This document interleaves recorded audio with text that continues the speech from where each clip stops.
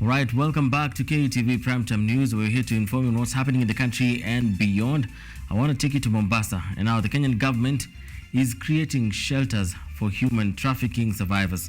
According to the authorities, the goal is to help victims recover from their traumatic experiences, rebuild their lives, and prosecute human traffickers.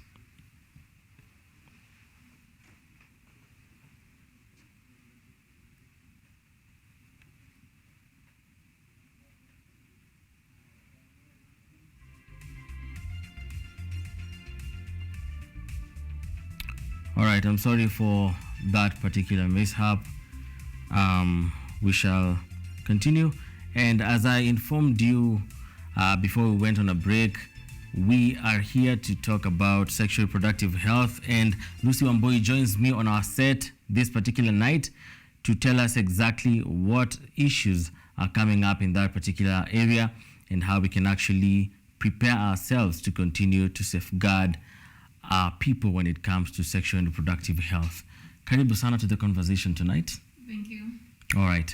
Let's begin by you introducing yourself and what you have been doing in the field as far as sexual and reproductive health is concerned. My name is Lucy Wambui. Mm-hmm. First of all, I'm a student. Also, I do social justice advocacy. And when it comes to sexual reproductive health, I close the gap, like the digital gap, because we are in the social media era, like we are in the digital era, and a lot of people are running to the social media to get a lot of information there. So I just close the gap by providing the right information, but we also do it physically. Something interesting you mentioned already, talking about social media.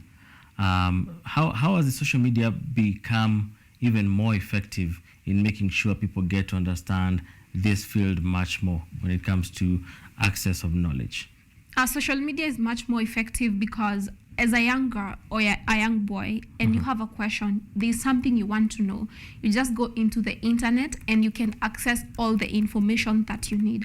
However, you can get the right information, but you will also get people who will mislead you, because there are people who are doing that because they are being paid, but they don't necessarily really care about your well-being. So that's why we step in and focus on giving the right information. All right. So yours is bridging the gap between what is called misinformation and misconception into people getting what is actually right about sexual and reproductive health. Yeah, the scientific information. All right. So what are some of the misconceptions that we have about sexual and reproductive health? I want to remind our viewers that many people shy away from this topic because they find it as a taboo to talk about as Africans. So how do you bring in, what are some of the misconceptions that exist in the African society or in the culture, in the African cultural setup, and how are you using social media to make sure these misconceptions are eradicated? First of all, I think it's important if I mention what is sexual reproductive health. Sexual reproductive health is a state of physical, emotional, and just well-being in relationship to the sexual reproductive. You know, and when we talk about the sexual reproductive health, we are talking about HIV infections, STI infection, early and unintended pregnancies, and gender-based violence. And you know, all these things affect our mental well-being. You asked about the misconceptions that are there in the African community. We as Africans, or we as Kenyans, we tend to avoid this topic completely. And these things are happening. We assume like these things are not happening, and we are not able to give our children the right information. Because, for example, if a girl or a boy is like 5 years old, they don't need a lot of information in regards to early and unintended pregnancies and all these things. What they need to be told is that if someone touches you like this, if someone touches you like this is your private part and no one has the right to touch you. So if they do, you can report this to your teacher, you can report this to your parent. However, now when the kid is about 9 years old, you need to tell them about the adolescence. The adolescent stage, you need to tell the girls you will begin to menstruate, your body is going to have physical changes, you will feel some type of way, and prepare them about all this information. And then when they get to an older age, you need to teach them of how to protect themselves, because we have a lot of kids who are exposed to these things because about peer pressure. And this reminds me of something. When people join the universities and colleges, they are coming from a point where they were like some sort of caged, and they were not able to explore the world. You're coming from school, you're coming from home, your parent says you should be at home by 6 p.m, by 5 p.m, and so you're not able to explore the world. But now when you move to college and universities, you get massive freedom, and there's a lot of peer pressure that comes with that. You find that someone gets to university the first year, they're told that, oh, you can taste alcohol. They taste alcohol, they taste weed, and then before they realize it, they are already addicted. You find that there is also a lot of peer pressure when it comes to having multiple sexual partners, and this can lead to HIV infection. It leads to unintended pregnancies, and it also leads to STIs infections. Amazing. As you spoke, you reminded me when I was young, we used to have what I would call uncomprehensive, if there's such a word, sexual education, where it was just threats of what is going to happen, and that is really what I would call part of the archaic African culture of trying to stigmatize this entire thing. Yet we have seen a lot of teenagers in this country get pregnant. We have seen major teenage pregnancies. On the onset of COVID-19, we saw that on the increase. Children even being impregnated by their own parents and their uncles. And so the question that comes to my mind right now is there was a period where comprehensive sexual education was being brought into the schools, and there was a lot of opposition. Is it time for us to really embrace this and make sure that this is actually something that goes on every now once in a while? The children, the teenagers being taught exactly what goes around sexual and reproductive health.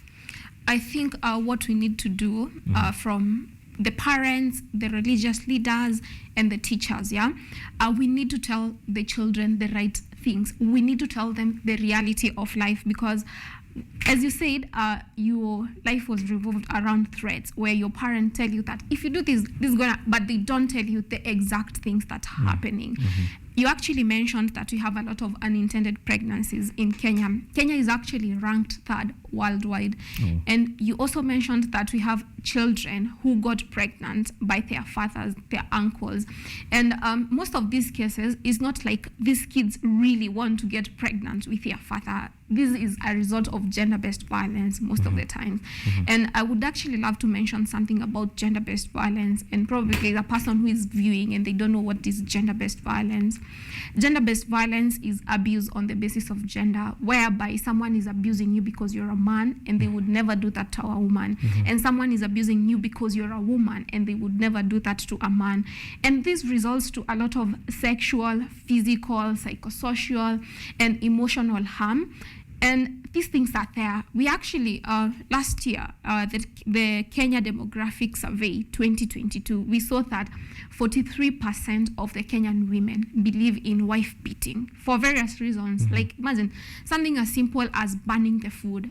You're supposed to be beaten. That is what they believe, because I feel like we are coming from a culture of oppression, and these things are brought about by our cultural and social norms. And I think we should try and get rid of these cultures that oppress people.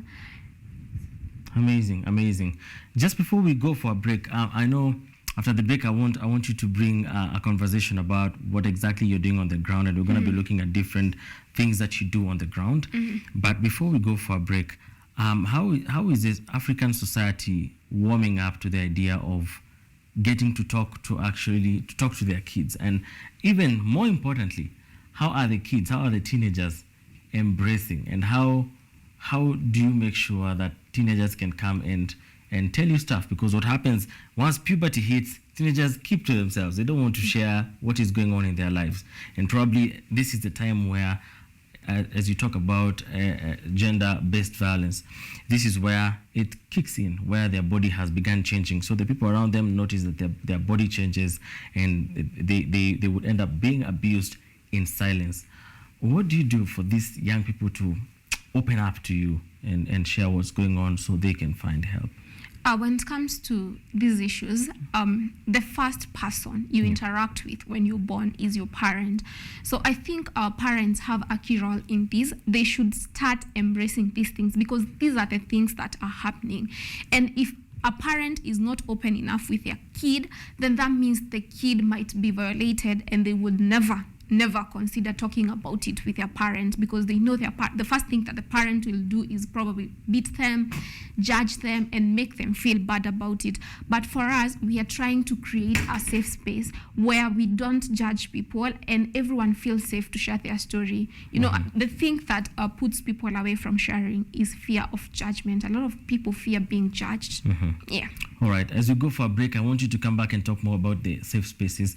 Are there events that you're organizing? Are you going for outreach to find them in their homes and schools?